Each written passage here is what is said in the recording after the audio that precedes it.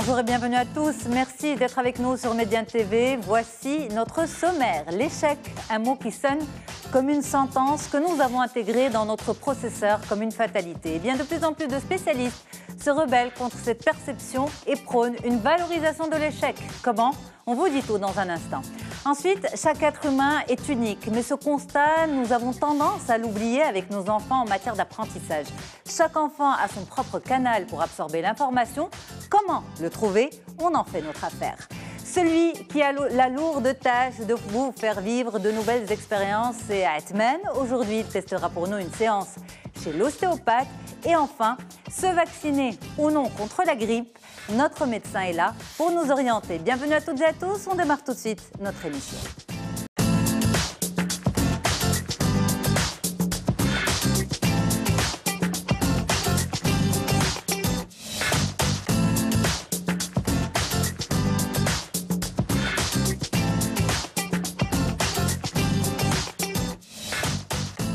Merci beaucoup d'être avec nous sur Médiane TV. C'est un plaisir de vous retrouver une nouvelle fois pour notre émission. Différents invités pour vous servir aujourd'hui. Merci beaucoup d'avoir accepté d'être là. Hassan Baraka, bonjour. Bonjour Yasmine. Merci beaucoup. Vous êtes Ironman et coach et vous vous préparez à faire un ultraman. Un ultraman. Vous allez nous expliquer tout ça dans un petit moment, mais ça, c'est les bruits de couloir et donc on en profite aussi dans l'émission. Avec un plaisir. Avec vous, justement, La force de l'échec. Et d'ailleurs, c'est le nom de votre livre. C'est ça, oui, c'est mon livre ça fait un an que j'ai sorti et puis je vous parle un peu de mon expérience, mais aussi j'essaie de transposer ça à toutes les personnes sur comment rebondir après un échec. Absolument, et c'est ça aussi que vous essayez de faire, c'est ne pas considérer l'échec comme une fatalité, rebondir après un échec, c'est possible, et vous voulez véritablement changer la perception de l'échec et repositionner les personnes pour ne pas qu'elles s'engouffrent dans le négatif. C'est à la portée de tout le monde et c'est ce qu'on va développer avec vous. À côté de vous, eh bien, Zineb Lamati, qui est coach scolaire. Bonjour Zineb. Bonjour. Merci beaucoup d'être là, c'est un plaisir de vous retrouver.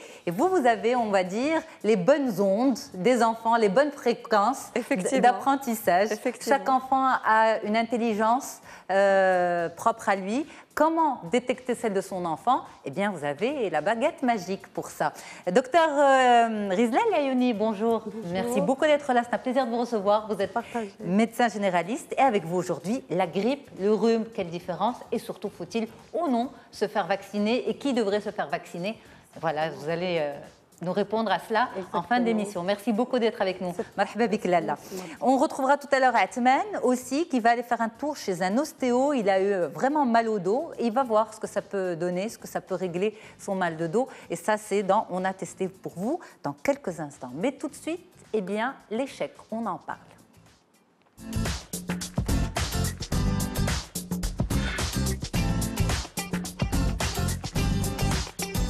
Hassan Baraka, merci beaucoup d'être là avec nous. Merci. Vous êtes Ironman, vous êtes coach et vous vous préparez à passer à l'ultraman. C'est quoi? L'ultraman, donc c'est une distance supérieure à l'Ironman. Donc on parle de 10 km de natation, 420 km de vélo et 84 km de course à pied. Et pourquoi on fait tout ça?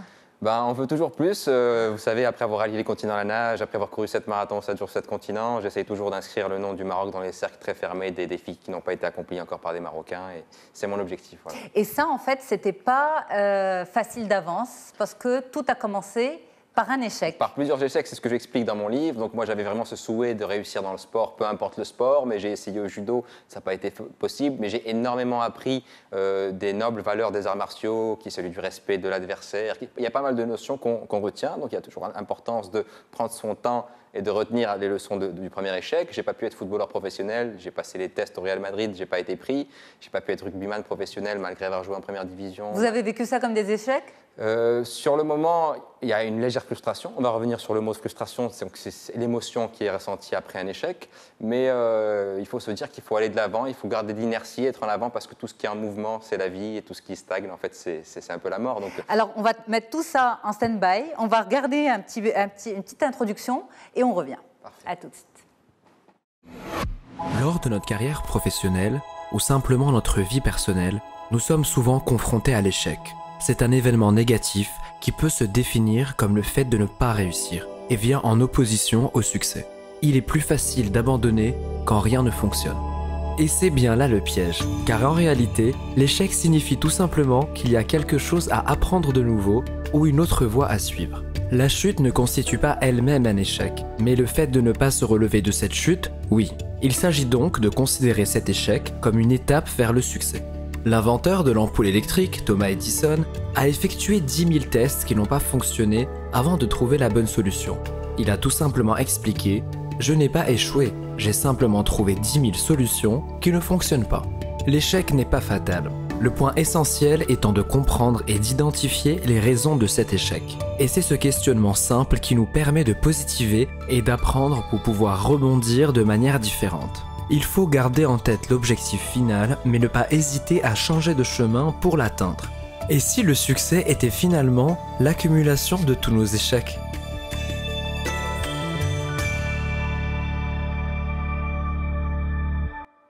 Alors Hassan Baraka, le succès, une accumulation d'échecs? Ce que j'ai bien aimé dans la vidéo qui vient de passer, c'est le fait de se relever. Donc moi ayant fait du judo, il y a une citation très connue qui a été dite par le maître fondateur du judo, qui est Jigaro Kano, qui dit « On ne juge pas un homme au nombre de fois qu'il tombe, mais au nombre de fois qu'il se relève ». Donc si la personne tombe et elle reste par terre, c'est là où est l'échec en fait. Tandis que si elle arrive à se relever, elle arrivera, c'est le début, on va dire, du succès. Il y a écrit au départ que l'échec est négatif. Or non, en fait, c'est un point de vue, en fait. C'est un point de vue. Je vous donne un exemple concret pour que tout le monde puisse comprendre. Si vous avez une pièce de monnaie dans votre poche qui est trouée, et vous la faites tomber, cette pièce de monnaie, a priori, vous êtes en situation d'échec parce que vous la faites tomber, cette pièce de monnaie. Mais si vous vous dites que cette pièce de monnaie va être trouvée par quelqu'un qui en aura plus besoin que vous, c'est peut-être pas un échec. En fait, c'est la sensation que vous procure ce qui vient de vous arriver. Mais alors, qu'est-ce qu'il faut? Une refonte de l'humanité tout entière pour que finalement on change de perception de l'échec? C'est juste une façon de comment on prend les choses.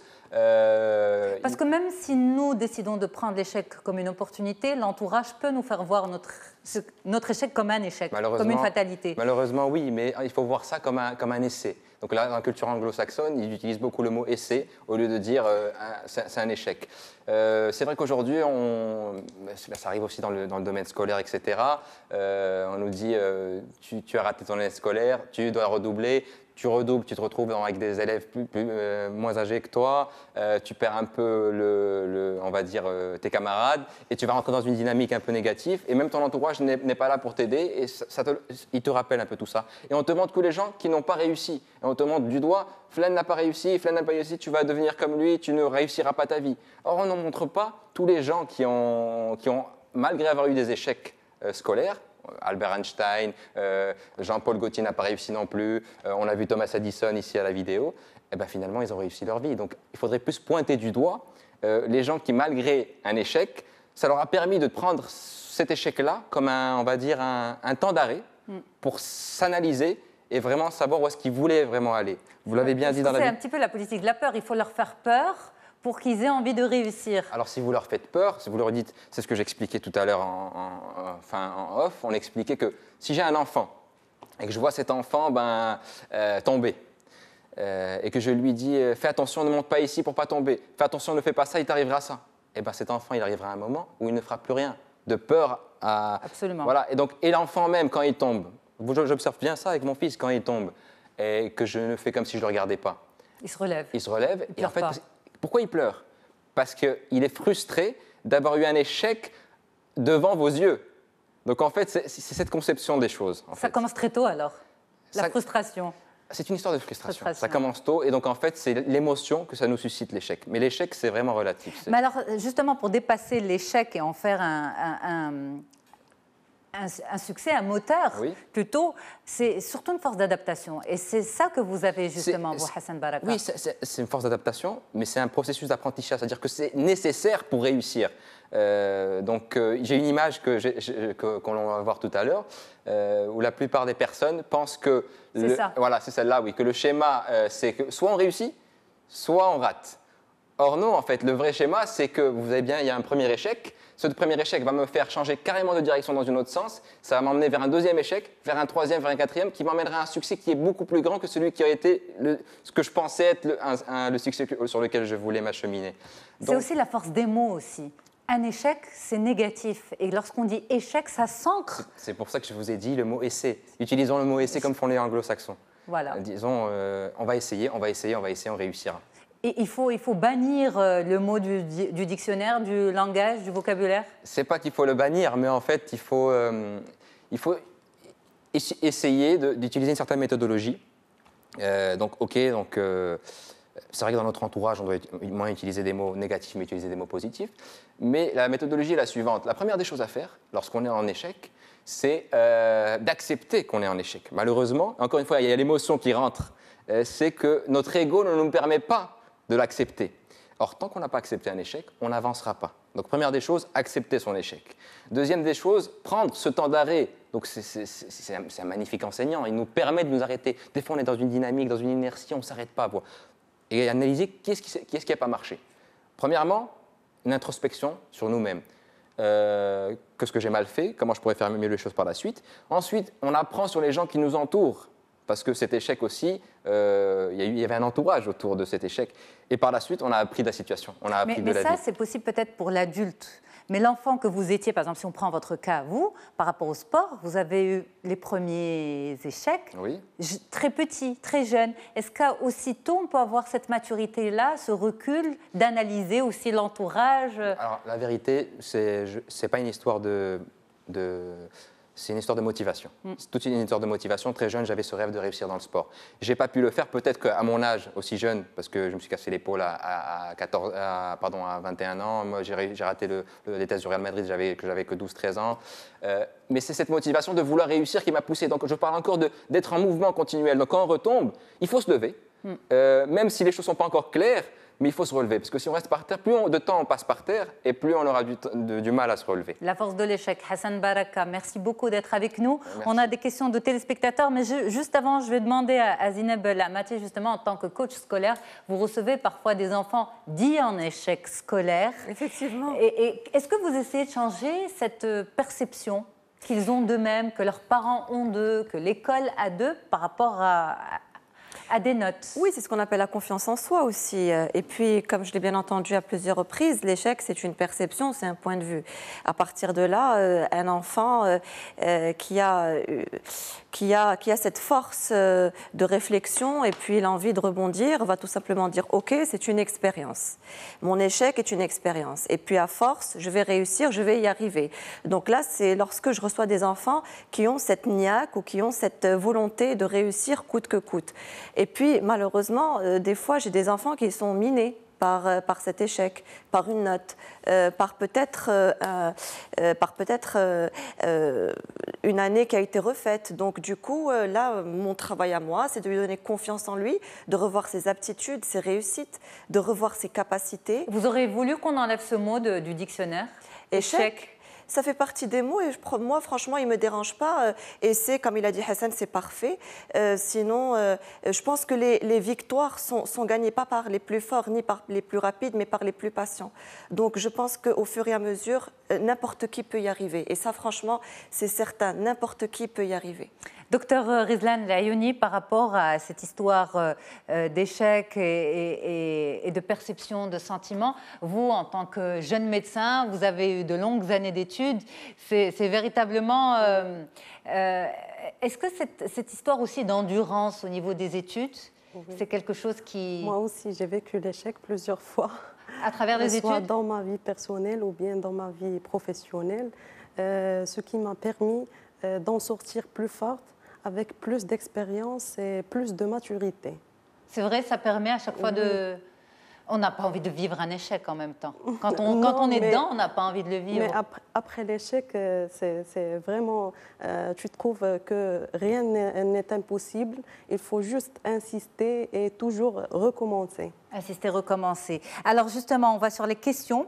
Je vois que vous êtes tous d'accord autour de cette histoire. Finalement, on est en train de combattre la mauvaise perception. Juste me permettre, oui, c'est aussi un point de vue optimiste. Bien sûr. Donc l'idée, c'est aussi que la personne qui vit un échec puisse être optimiste à ce moment-là et pour qu'elle puisse rebondir de manière positive. C'est pour ça qu'on est là, c'est pour aider les gens à changer de positionnement par rapport à l'échec et à développer ce regard plutôt optimiste. Oui, c'est ça, le regard optimiste. Moi, en fait, j'ai c'est deux mots qui peuvent paraître un peu compliqués, mais c'est les deux mots-clés qui me semblent qu'on devrait avoir. Le premier, c'est de la résilience. Donc c'est le fait de savoir rebondir après quelque chose qui altère notre environnement naturel. Et le deuxième, c'est l'équanimité. C'est quoi l'équanimité? C'est avoir une confiance de un lâcher prise d'abord, et une confiance de que ce qui arrive finalement, tôt ou tard, ça sera pour un bien en fait. Donc vraiment rester confiant dans ce sens-là. Fatalité.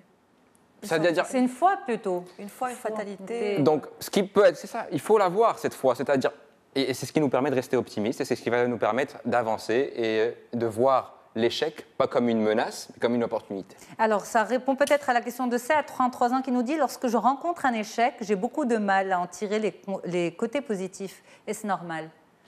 Oui, alors, parce qu'il ne dézoome pas. Il faut qu'il fasse un dézoom sur sa personne.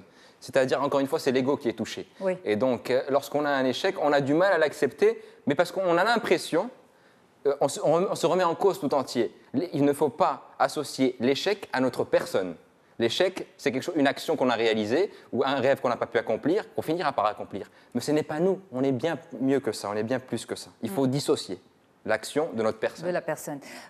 Autre question, Nabil, qui nous dit « Comment ne pas reproduire un échec ?»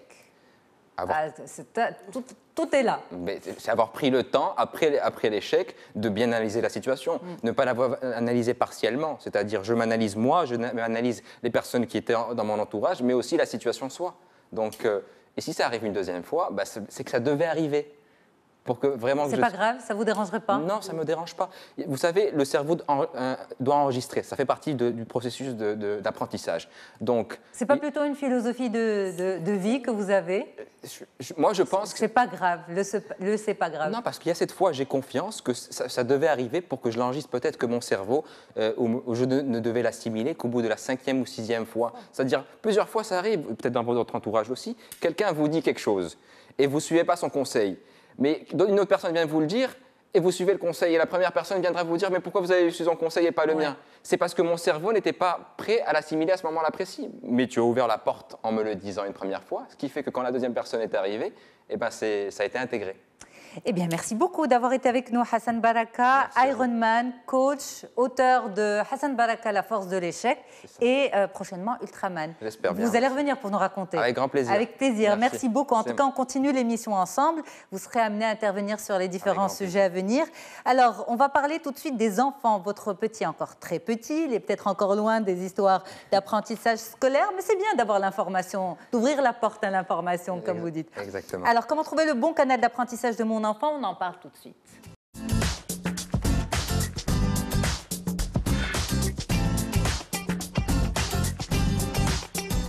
Alors, comme on disait en tout début d'émission, chaque enfant a sa fréquence d'apprentissage pour capter l'information. On en parle avec vous, l'information, pas les news, hein, l'information, c'est-à-dire l'apprentissage. On en parle avec vous, Zineb Lamati, vous êtes coach scolaire. Alors, avant de développer le sujet avec vous, une petite animation pour mieux comprendre les grands principes de l'intelligence. On regarde. Apprendre se définit comme l'acquisition d'une connaissance par l'exercice de l'intelligence et de la mémoire. Par conséquent, pour trouver le bon canal d'apprentissage d'un enfant, il suffit de déterminer le type d'intelligence de cet enfant. L'intelligence verbale, c'est la capacité à s'exprimer de manière à être compris de tous, capacité à mettre des mots sur ses émotions. L'intelligence logico-mathématique, c'est la capacité à analyser les chiffres, calculer et résoudre des problèmes. L'intelligence corporelle est la capacité à coordonner le corps et l'esprit. L'intelligence spatiale, c'est pouvoir penser par des images et la capacité à voir le monde en 3 dimensions. L'intelligence interpersonnelle, c'est la capacité à ressentir les émotions d'autres individus. L'intelligence musicale est caractérisée par une sensibilité accentuée sur les sons, les tonalités, les rythmes et la facilité à créer de la musique. L'intelligence intrapersonnelle est la capacité à se comprendre soi-même et comprendre ses propres émotions. L'intelligence naturaliste, la plus rare, permet de comprendre le monde animal et végétal de manière instinctive. L'intelligence existentielle est la capacité à s'interroger sur la vie et son fonctionnement. Capacité à philosopher, c'est être sensible à la spiritualité. Il est inapproprié de juger un individu, notamment un enfant, uniquement sur sa capacité à se développer dans tel ou tel domaine. Il peut en effet être très mauvais dans une spécialité et devenir un génie dans une autre. Alors, votre enfant possède quel type d'intelligence ? Alors justement, comment savoir quelle est l'intelligence de mon enfant, Zineb? Alors, il y a plusieurs types d'intelligence, comme on l'a bien vu. Alors, chaque enfant naît avec un bouquet d'intelligence. Il y a des dominances, il y a des dominés. Il y a des tests qui nous permettent de savoir quelles sont les 3 intelligences dominantes ou plus. Et puis, en fonction de la personnalité de notre enfant, on peut s'imaginer s'il est kinesthésique, ça veut dire s'il aime bouger son corps, s'il est plus sportif, ou bien alors s'il aime la nature, donc il est naturaliste. Si, par conséquent, c'est un enfant qui est toujours dans les bouquins, qui a une force oratoire très forte et qui sait très très bien parler en public. Donc là, on arrive à détecter une intelligence linguistique. Il y a des enfants qui sont très bons dans la logique, très bons en maths, qui arrivent tout de suite à comprendre cette orientation, si vous voulez, mathématique, qui est plutôt compliquée pour certains. Donc on arrive à le détecter si jamais on donne cette forme, si vous voulez, de curiosité, ou si on n'impose pas, par exemple, des activités à nos enfants où ils sont tout simplement pas très à l'aise. Par exemple, je sais qu'il y a des parents qui veulent absolument que leur fille fasse de la danse classique alors qu'elle n'est pas du tout dans cette aptitude-là. Et elle aimerait plutôt être en contact avec les animaux. Donc, il faudrait surtout écouter l'enfant, voir quelles sont ses forces, quelles sont ses facilités pour pouvoir les développer, pour pouvoir tout simplement les rendre plus fortes.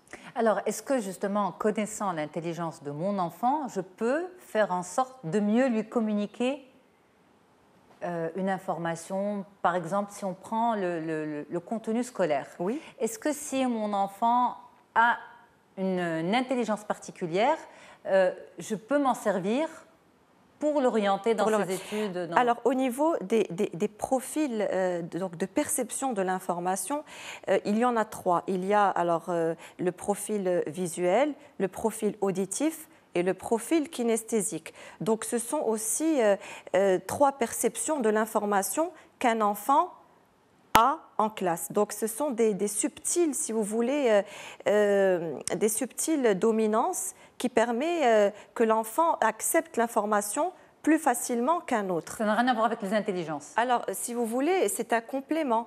Par exemple, un enfant qui est kinesthésique, il aura une forme de perception de l'information kinesthésique. Donc d'abord, le profil visuel, c'est lorsque un enfant il capte mieux l'information suite à des schémas, à des photos, à des graphiques en classe. Donc du coup, ce sont des enfants qui prennent de belles notes en classe avec de jolies couleurs, qui ensuite font des cartes mentales à la maison et qui apprennent beaucoup plus facilement à travers des schémas ou à travers avec eux-mêmes, enfin, ils font eux-mêmes de beaux tableaux de compréhension. L'enfant qui est auditif, lui, il a besoin d'entendre. Donc du coup, c'est un enfant qui est déjà très assidu en classe parce qu'il comprend mieux en écoutant son maître ou sa maîtresse. Et par conséquent, à la maison, il répète les choses, il s'enregistre, il se fait comprendre et puis il essaye de faire comprendre son cours. Évidemment, cet enfant-là, il a besoin de parler. Donc, c'est un enfant qui a peut-être une force oratoire, on pourrait la lier avec l'intelligence linguistique. L'enfant qui perçoit de manière kinesthésique, c'est un enfant qui remet tout aux émotions. Il a besoin de travailler à la maison, dans un cadre qui lui est propre. Il aime bien travailler avec d'autres enfants. Il aime bien travailler avec une perception propre à lui où il est très à l'aise. Donc là, on pourrait le lier à l'intelligence kinesthésique, certainement. Mais est-ce qu'un enfant peut se savoir seul, se découvrir seul, qu'est-ce qu'il est, visuel, auditif ou kinesthésique, ou il faut l'orienter et comment en tant que parent? Alors, il y a des enfants pour qui c'est plutôt, si vous voulez, logique, parce que ce sont des enfants qui ont des cahiers très bien pris en charge, avec de jolis tableaux, de jolis graphiques. Ce sont des enfants qui s'en sortent très bien. Donc, eux, ils ont tout de suite compris quelle était leur perception de l'information. D'autres, non. D'autres, par exemple, les auditifs, ils vont être excellents dans des matières où le prof parle beaucoup et moins bien lorsqu'il y a des matières où le prof écrit. Donc, ils seront là à devoir reprendre l'information. Du coup, il faudrait peut-être adapter, le rôle est aussi au professeur, d'adapter leur forme leur information en fonction de la perception de chacun et de pouvoir mettre les 3 formes de compréhension. Donc, le challenge, il est à l'école, mais aussi à la maison. Mais lorsque l'enfant sait comment s'y prendre, automatiquement, il va l'adapter. À chaque fois, il va l'adapter. Aujourd'hui, les enfants qui passent le test sur le test qu'on appelle VAC, visuel, auditif et kinesthésique, eh bien, ils adaptent. Par exemple, un enfant qui est visuel, il va mettre des schémas et puis il va faire des cartes mentales ou des mind maps Ce partout. test, c'est pour déterminer quel est le profil d'apprentissage. Donc voilà, on peut le faire scientifiquement. On peut le faire, bien sûr. Et puis, généralement, d'après les statistiques, il y a 60% des élèves qui sont visuels, 35% qui sont auditifs et 5% qui sont kinesthésiques. D'accord. Donc, mais les parents ne peuvent pas le faire seuls à la maison. Les parents, ils peuvent dire que voilà, il faut une certaine énergie, il faut pouvoir donner cette attention à l'enfant, il faut pouvoir comprendre quelle est la différence. Mais je ne peux pas lui poser 2-3 questions, savoir s'il est visuel, kinesthésique ou auditif. Non, il faut pouvoir passer des tests. Comme ça, si l'enfant est auditif, eh bien, il faudrait bien développer son auditif dans toutes les matières pour qu'il puisse lui-même adapter, si vous voulez, ses réflexes, pour qu'il puisse comprendre, même si c'est des mathématiques, eh bien, on va rendre auditif la leçon mathématique, pour qu'il puisse lui-même l'assimiler. Mais ça nécessite aussi une adaptation de la part de l'enseignant. Au fait, l'enseignant, son challenge, c'est de pouvoir mettre en exergue ces 3 profils pour une seule leçon. Par exemple, qu'il écrive, qu'il parle, et puis aussi qu'il demande à l'enfant de se mettre au tableau et puis d'utiliser son corps et de faire des exercices, donc d'utiliser sa motricité pour qu'il puisse la mettre en valeur de ce profil-là. Il faut une sacrée formation pour les enseignants. C'est pas une formation, c'est un effort. C'est vraiment un effort supplémentaire. Ok, mais c'est possible. C'est très possible. Il y a des profs qui le font très bien parce qu'ils comprennent, les enseignants qui comprennent qu'il y a différents types de profils d'apprentissage et de perception de l'information le font. Par exemple, si je prends les enfants qui sont kinesthésiques, pour cela, ils ont besoin de se remémorer ce qui s'est passé dans la classe pour qu'ils puissent se remettre à nouveau dans le bain de l'école. Donc du coup, ce que je leur propose, ce sont des fiches d'évocation. L'évocation, c'est de quoi tu t'es rappelé. Donc comment était ta maîtresse ? Quelles sont les questions posées par les élèves? Qui a posé telle ou telle question? Quelle était l'ambiance de la classe? Donc se remémorer le moment, rentrer dans cette émotion, rentrer dans tout ça. Donc le kinesthésique va lui-même se retrouver face à tout ça et il va reprendre l'information petit à petit. Donc c'est vraiment... Hassan, des souvenirs d'école? Je me permets juste de rebondir sur ce qu'elle dit. Donc c'est vraiment étroitement lié avec ce qu'on parlait de l'échec tout à l'heure parce que... il y a différents types de personnalités, de personnes, de façon de comprendre les choses. Et donc, vous me dites aussi comment je peux conseiller les gens pour surmonter un échec, non? Eh bien, c'est vraiment en touchant la fibre qu'il faut toucher. Et pour ça, il y a une étude préalable et vraiment scientifique qui est faite. Et pour ce qui est du scolaire, et c'est quelque chose qui m'intéresse énormément, c'est qu'on dit que cet élève est en échec scolaire parce qu'il a 5 en maths, mais on ne voit pas qu'il a 19, 20 en musique. Parce qu'on n'a pas fait attention qu'il avait cette oreille musicale, etc. Eh bien, je préférerais qu'on donne des cours particuliers de musique à cet élève-là, pour qu'il vraiment excelle en musique, plutôt que... des cours de maths. C'est ce que font les pays scandinaves. Et donc, c'est une autre philosophie de voir les choses. Mais ça vous rappelle des souvenirs d'école? Oui. Moi, c'était ça. Moi, c'était le sport à fond. Kinesthésique, donc, j'imagine. Kinesthésique, Imaginez, par exemple, un enfant qui est complètement visuel et qui doit apprendre une poésie. Donc la poésie, c'est à l'oral, il faut la répéter, la répéter, etc. Alors, lorsqu'ils comprennent qu'ils sont visuels, ces enfants, ils font des schémas. Ils peuvent faire des tableaux pour apprendre la poésie. Donc, au fait, ces types de profils d'apprentissage permettent à l'enfant d'avoir une meilleure compréhension, une meilleure mémorisation du devoir à faire à la maison. Donc, connaître son profil d'apprentissage, c'est essentiel. Vraiment, c'est essentiel. Alors, on a des questions de téléspectateurs. Zineb, je vous ai interrompu, pardon. On va pour la première question. C'est Youssara qui nous dit « Je ne suis pas d'accord avec les méthodes de travail de certains professeurs de mon enfant. Que dois-je faire ?» Avec les méthodes de travail. Donc, du coup, essayer d'avoir du temps pour l'enfant pour pouvoir s'adapter et puis trouver... alors, quand on parle de méthode de travail, ça veut dire quoi au juste? Ça veut dire les leçons, comment elles sont écrites. C'est possible. À ce moment-là, si le parent n'est pas d'accord, ben, le challenge, c'est de refaire la leçon avec l'enfant et ça prend du temps. Donc, si vous avez du temps, oui, faites en sorte que vous soyez en accord et en harmonie avec le professeur. Et puis, on a une autre question d'une autre dame qui nous dit « Plus mon enfant travaille, plus il travaille, plus il peut devenir intelligent ?» Oui, bien sûr. Alors, l'intelligence, comme on a vu... Ça se travaille? L'intelligence, alors tout le monde est intelligent. Comme j'ai dit au début, c'est que voilà, on a un bouquet d'intelligence et il faut cultiver cette intelligence. Alors pour le coup, tout le monde est intelligent, il faut savoir quelles sont les forces de votre enfant, quelles sont les dominances de votre enfant. Et puis plus mon enfant travaille, plus il devient intelligent, forcément, il devient endurant surtout. Et il devient si on a le bon canal. Alors que rabâcher pour rabâcher. Si on a le bon canal, et bien à ce moment-là, l'enfant il comprend mieux et plus vite. Donc on est dans une optimisation surtout de l'information. Eh bien, merci beaucoup Zineb, merci d'être avec nous. Avec plaisir. On continue l'émission ensemble, mais juste après une courte pause. À tout de suite.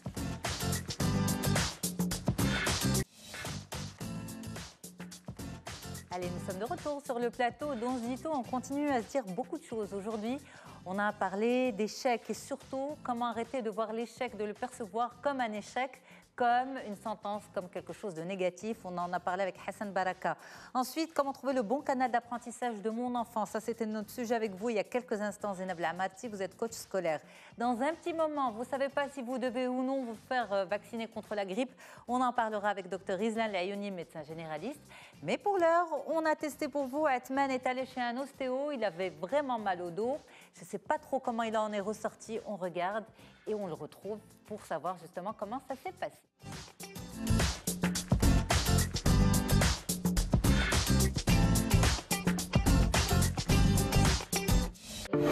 Bonjour Yasmine et bonjour à tous. De plus en plus de personnes se plaignent d'avoir mal au dos ou aux articulations, mais ne savent pas forcément vers qui s'orienter. Un médecin généraliste, un ostéopathe ou encore un kinésithérapeute. Aujourd'hui, nous avons décidé de tester pour vous l'ostéopathie. Alors ça tombe bien, j'ai souvent très mal au dos et on va aller rencontrer Sophia qui va nous en parler un petit peu plus. Suivez-moi. Bonjour Sophia, merci beaucoup de nous recevoir dans votre cabinet aujourd'hui. Merci à vous Asman d'être venu découvrir ce qu'est l'ostéopathie. Alors, est-ce que vous pouvez nous définir ce qu'est le principe de l'ostéopathie? L'ostéopathie, c'est une médecine douce, holistique, qui est exclusivement manuelle, qui cherche et qui traite en fait les restrictions de mobilité dans toutes les articulations du corps ou du système digestif et même du crânien. Notre principe en fait, c'est vraiment aider le corps à s'autoréguler parce qu'il a une fonction d'autorégulation propre. Est-ce que tout le monde peut venir voir un ostéopathe? Et bien sûr, en fait, c'est dès la naissance en fait. On reçoit des nourrissons qui n'ont même pas une semaine jusqu'aux seniors en passant par la femme enceinte et le sportif. Dans quel cas on doit venir voir l'ostéopathe? À titre préventif, juste pour être rééquilibré dans le corps et être harmonisé, ou curatif lorsque vous avez une douleur précise. Alors Sophia, moi j'ai très mal au bas du dos. Est-ce que vous pouvez me promettre qu'à la fin de la séance, je n'aurai plus mal au dos? Il y a certaines fois où une séance suffit pour que la douleur disparaisse parce que justement vous vous êtes fait mal il y a une semaine ou 2 semaines.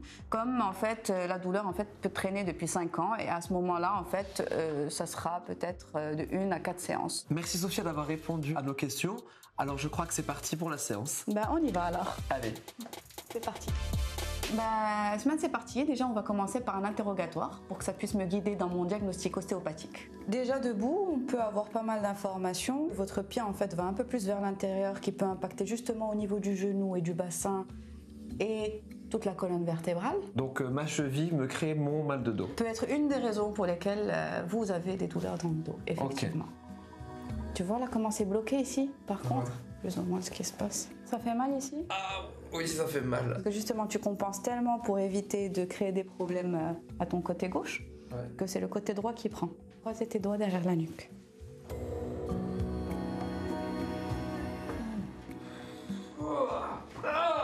T'as entendu le petit crack ou pas? Oui, j'ai très bien entendu. J'ai un peu peur de ce que tu vas faire, Sophia. Mais t'inquiète pas. Bien.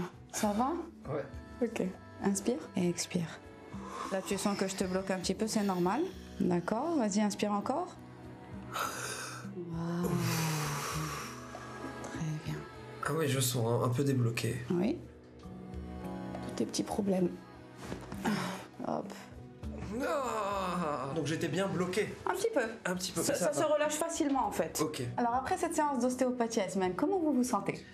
Alors pour être très honnête, je me sens très bien. J'ai plus mal au dos, je me sens stable sur mes chevilles et bien dans mon corps en fait. Je vais donc vous donner une recommandation. Il faudrait un repos complet pendant ces 3 prochains jours pour ne pas interférer avec l'auto-guérison du corps. Très bien, écoutez, merci beaucoup Sophia. Chers téléspectateurs, moi je donne rendez-vous la semaine prochaine pour une toute nouvelle activité.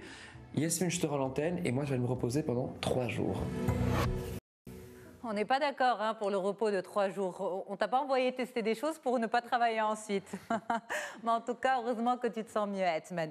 Alors, ça vous a inspiré la séance chez l'ostéopathe? Docteur Layouni, vous avez déjà testé un ostéopathe? Non, sincèrement, non. Mais j'ai entendu parler de cette méthode. Autant que ça ne fait pas de mal. Pourquoi pas? Pourquoi pas, exactement. J'aimerais bien essayer. Le sportif que vous êtes, Hassan? Oui, moi je suis un adepte de l'ostéopathie. Je trouve que c'est énormément nécessaire.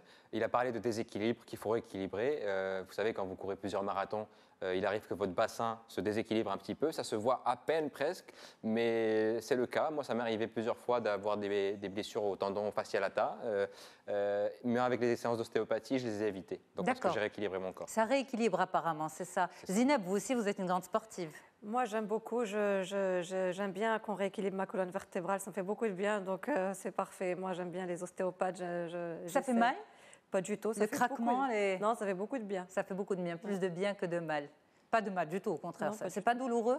Non, c'est pas douloureux. C'est pas douloureux. Parce que c'est un petit peu, quand on voit Atman et on l'entend, on a l'impression qu'il a souffert un petit peu. C'est plus la peur qu'autre chose, c'est l'appréhension. Voilà. Bon, allez, c'est la saison de la grippe, qu'on veuille ou pas, eh bien, est-ce qu'on peut être épargné par les virus? Quelle différence entre rhume et grippe? Faut-il se faire vacciner? Qui doit se faire vacciner? On en parle tout de suite.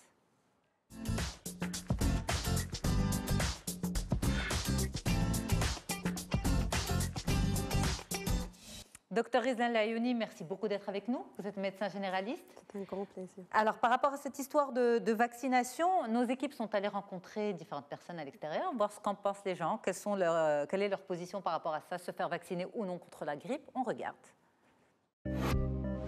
Oui, faire un vaccin évite de nombreuses complications et c'est nécessaire. Oui, dans certains cas, le traitement naturel peut guérir, les remèdes de grand-mère aide énormément. Moi, je ne suis pas trop vaccin. Je préfère laisser le corps agir et répondre un petit peu aux agressions extérieures pour qu'il développe un peu d'immunité. Il y a deux écoles. Il y a certains qui disent oui, il faut faire des vaccins contre la grippe et d'autres qui disent non. Donc, pour ma part, je suis pas pour. Il faut quand même privilégier son système immunitaire et le laisser se défendre. Donc moi, personnellement, étant en bonne santé, je ne me ferai pas vacciner contre la grippe. Alors justement, les avis sont différents, divergent par rapport à ce point. Est-ce qu'il faut laisser le corps se battre tout seul contre le virus ou au contraire, il faut l'aider quand le corps est déjà fragile? On va en parler avec vous dans un petit moment. Mais d'abord, on fait la différence entre rhume, grippe. Ce n'est pas la même chose, docteur. Ce n'est pas la même chose. Premièrement, ce sont les deux d'origine virale. Donc la grippe et le rhume, ce sont d'origine virale qui sont très contagieuses et très fréquentes. Mais il y a une différence entre ces deux. Le premier point, c'est au niveau de l'agent responsable. Deuxièmement, l'intensité des symptômes. Et troisièmement, la gravité des complications. Pour la grippe, c'est un virus nommé influenza qui est très virulent. Il change d'apparence chaque année. Par contre, les rhumes, c'est plutôt un ensemble de virus qui causent les rhumes. Et d'ailleurs, c'est pour cette raison qu'il existe un vaccin contre la grippe, mais non pas contre les rhumes. Le deuxième point qui fait la différence, c'est l'intensité des symptômes. La grippe commence d'une façon brutale par une fièvre très élevée, de 39 à 40, parfois associée à des frissons, une fatigue générale, des céphalées qui sont surtout au niveau frontal et au niveau rétro-orbitaire, une toux qui est sèche et des douleurs au niveau musculaire et au niveau articulaire, parfois un écoulement nasal. Ce tableau clinique peut être similaire pour le rhume, mais d'une façon moins intense. D'accord. Donc quand ce n'est pas intense, c'est que c'est un rhume. Oui, quand c'est violent, c'est que c'est une grippe. Et l'apparence brutale avec une fièvre très élevée, c'est probablement une grippe. Pour les rhumes, c'est plutôt des maux de gorge, des éternuements et des maux de tête, aussi un écoulement et l'obstruction nasale. Alors, les causes sont différentes, mais les deux sont de cause virale. De cause virale, rhume et grippe. Très contagieuse et très fréquente. Est-ce qu'il faut quelque chose? On dit souvent ce qu'il faut pour un rhume ou pour une grippe, c'est le repos et du paracétamol. Est-ce que c'est vrai? Oui, c'est un traitement symptomatique. C'est du repos, l'utilisation des antalgiques et des antipyrétiques s'il y a une fièvre ou bien des douleurs, par exemple des douleurs au niveau musculaire et articulaire, de l'hydratation pour éviter les bouchons de mucus et pour éviter la déshydratation, surtout pour les enfants et les sujets âgés. Aussi, il faut sensibiliser les gens à risque de se faire vacciner contre la grippe. Alors justement, vaccination. On arrive à la question de la vaccination. Vous dites les personnes à risque. Oui. C'est quelle catégorie? C'est les sujets âgés plus de 65 ans, les fumeurs chroniques, les gens avec des maladies cardio-respiratoires chroniques et rénales chroniques, aussi les femmes enceintes. Il n'y a pas de risque à se faire vacciner quand on est enceinte? Non, du tout. Non. Il n'y a pas de risque? Il n'y a pas de Parce risque. qu'on se fait injecter le virus, on se dit donc... Oui, mais inactif, c'est un virus inactif. Donc les femmes enceintes, les patients immunodéficients tels que le VIH et les hémopathies et aussi le personnel de santé pour ne pas contaminer les virus aux patients. D'accord. Mais en même temps, alors grippe, rhume, les deux sont d'origine virale. Le vaccin n'existe que pour la grippe. Que pour la grippe, oui. Pourquoi il n'existe pas pour le rhume? Parce qu'il y a plusieurs virus. C'est un peu plus de 100 virus responsables des rhumes. Donc, on ne peut pas tous les mettre dans un seul vaccin. Oui, exactement. Mais une grippe est toujours plus virulente qu'un rhume? Oui, elle est plus virulente. Toujours, forcément. Oui, forcément, oui. Elle cause des mortalités pour ces sujets à risque. Il y a des décès, vraiment des complications ou bien parfois la décompensation ou bien l'aggravation des maladies chroniques qu'ils présentent ces patients. Donc forcément, vous conseillez à ce moment-là chez des personnes à risque, comme vous l'avez défini? Oui, c'est mieux de se faire vacciner. Les gens avaient peur de ce vaccin, mais les risques, si on compare les bénéfices et les risques de ce vaccin, on trouve que les avantages de ce vaccin superpassent les inconvénients. Ce sont plutôt les effets secondaires, ce sont une fatigue, une fièvre, des douleurs au niveau effets secondaires du vaccin. Du vaccin, voilà. Une fatigue, une douleur au site de l'injection, parfois une rougeur au site de l'injection, une réaction allergique. C'est vraiment très rare d'avoir un syndrome de Guillain-Barré. C'est une inflammation du système nerveux périphérique. Voilà, mais ça c'est très rare. C'est très rare. Voilà. Ok, parfait. Alors, on parle aussi de comment éviter la contamination. Est-ce qu'on peut éviter de contaminer quelqu'un lorsqu'on a un rhume, lorsqu'on a une grippe? Est-ce qu'il faut s'enfermer, ne pas parler aux autres complètement? Non. Premièrement, on doit connaître les modes de transmission de ces virus respiratoires. Ils se propagent soit d'une façon directe à travers les gouttelettes provenant des patients malades par les éternuements, la toux et même la parole, soit d'une façon indirecte à travers les mains et les objets contaminés, tels que les verres, les stylos, les bureaux. Par exemple, je vous donne un exemple. Oui. Moi, par exemple, si j'ai demandé ce stylo à un collègue avant de démarrer, si ce collègue couvre un rhume ou une grippe, ça ne s'est pas encore déclaré. Si, par exemple, il a le virus en lui et qu'il m'a donné le stylo, il peut me transmettre, oui, c'est possible. Oui, c'est possible. Ces virus respiratoires peuvent rester actifs pendant des heures, voire des jours. Donc, on ne peut pas forcément prévenir. C'est difficile de prévenir. C'est diminuer, minimiser la contamination de les ces poignées virus. des portes, par exemple. Exactement. Les poignées, les verres, les couverts de la table, tout ce qui est personnel peut... Donc, c'est pour ça qu'on dit qu'il faut surtout se laver les mains très souvent. Oui, parmi les moyens de prévention, c'est premièrement se laver régulièrement les mains, surtout avant les repas et après contact avec les patients malades. Avec les stylos. Avec les patients malades. Et deuxièmement, l'hydratation et avoir une alimentation bien équilibrée pour renforcer le système immunitaire, aussi faire de l'activité physique. C'est important. Oui, c'est très important. Ça permet au corps de sécréter certaines hormones comme la sérotonine, c'est une hormone antistressante vu le rôle du stress comme facteur favorisant de plusieurs maladies et aussi les virus respiratoires. Aussi, il faut aérer les chambres et les bureaux pendant 10 minutes par jour.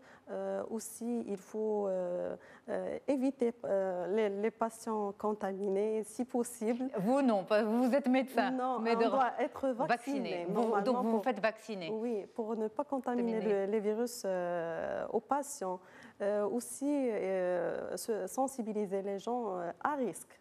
Tout le monde. Absolument. Alors moi j'ai une recette qui est miracle, mais que ça m'engage comme moi. Je ne suis pas médecin, mais moi la vérité, quand j'ai un petit rhume, je sors faire du sport, je transpire bien, je me douche avec de l'eau très très froide et je bois beaucoup d'eau. Mais ça me concerne que moi. Oui, exactement. L'effort physique ou bien l'activité physique aide beaucoup le corps à sécréter certaines hormones pour booster. Oui, pour stimuler l'immunité et donc aide à... Ça marche pour moi. Après... Vous êtes un Ironman, c'est normal, les virus ont peur de vous, Hassan. Non, mais voilà, ça n'engage que moi. L'hydratation, c'est très efficace pour empêcher les mucus de se faire, de boucher les sinus, la trempe de stage et le nez pour ne pas tomber dans les complications, surtout les surinfections bactériennes. C'est ça. Une petite recette aussi, Zineb? Alors moi, c'est se laver les mains tout le temps. Je dis ça à mes enfants, je dis ça aux enfants qui rentrent dans mon centre de coaching scolaire, se laver les mains tout le temps. Et puis, je pense de bonnes tisanes chaudes avec du gingembre et du miel, ça peut aussi aider. Voilà, donc ça aide beaucoup. Alors, on a les questions des téléspectateurs pour vous, docteur Layouni. On a Sophia qui nous dit: les vaccins contre la grippe sont-ils efficaces? Est-ce que si je me fais vacciner en quelque sorte, je ne chope pas de grippe? Normalement, il est efficace si la personne est en bonne santé. L'efficacité est de 70 à 90%. Pour les gens à risque, c'est de 30 à 50%. D'accord, donc ça ne protège pas à 100%. Non, ce n'est pas à 100%. Il faut se faire vacciner et prendre les précautions. Parce que généralement, c'est un virus d'une forme sphérique. Il a plus de spicules, donc un peu plus de 16 sous-types de hémagglutinin et 9 sous-types. Ça veut dire que c'est des supervirus. Voilà, il y a l'association de ces sous-types, donc c'est difficile d'avoir un vaccin contre le virus. Oui, les sous-types. C'est surtout H1N1 et H3N2. D'accord. Et une sous-type de B2 ou B. C'est compliqué pour nous. Oui. Nous, on se dit taupe, mais on se dit tout, on s'arrête à... Alors, ça ne permet pas de protéger à 100%. Voilà, on va le dire comme ça pour tout le monde. On a une dernière question de Smaïl qui nous dit: je redoute l'hiver car chaque année je suis enrhumée pendant près de 3 mois. Est-ce que c'est normal, 3 mois? Non, 3 mois, c'est trop. C'est quoi, c'est une allergie dans ce cas-là ou... Oui. C'est possible qu'il a une allergie. Normalement, les rhumes et les grippes ne doivent pas dépasser 10 jours. S'ils dépassent 10 jours, on doit consulter, surtout s'il y a la persistance de la fièvre et qui dure plus de 3 jours. Les sécrétions deviennent purulentes ou viennent avec du sang, des sifflements au niveau respiratoire, parfois des douleurs au niveau facial et des maux de tête intenses ou bien des douleurs au niveau de la poitrine. Il faut consulter. Eh bien, merci beaucoup pour toutes vos recommandations, docteur Rizlan Layouni. C'était un plaisir de vous avoir. Merci à vous, madame. C'était un plaisir de vous avoir aussi. Merci. Notre Ironman Hassan Baraka, auteur du livre Ma force, la force de l'échec. Merci beaucoup. Si je peux rebondir juste sur ce qu'elle a dit, il faut juste se dire qu'on ne va pas tomber malade. Et donc, si on se dit qu'on ne va pas tomber malade, on est positif. Exactement, on ne tombera pas malade. Et on boucle la boucle. C'est ça. Du début de l'émission. Zineb Lamad, si vous êtes coach scolaire, avec vous, on a vu les différentes intelligences des enfants et puis le bon canal d'apprentissage de l'enfant. Est-ce qu'il est visuel, auditif ou kinesthésique? Et ça permet aussi de booster le rendement. Voilà, une meilleure efficacité d'apprentissage, de compréhension et de mémorisation. Et Athman, bien sûr, a été faire un tour chez l'ostéo. Il est arrivé avec un mal de dos et puis il en est ressorti impeccable. Merci beaucoup à toutes et à tous. À très vite sur Médien TV. Au revoir. Merci.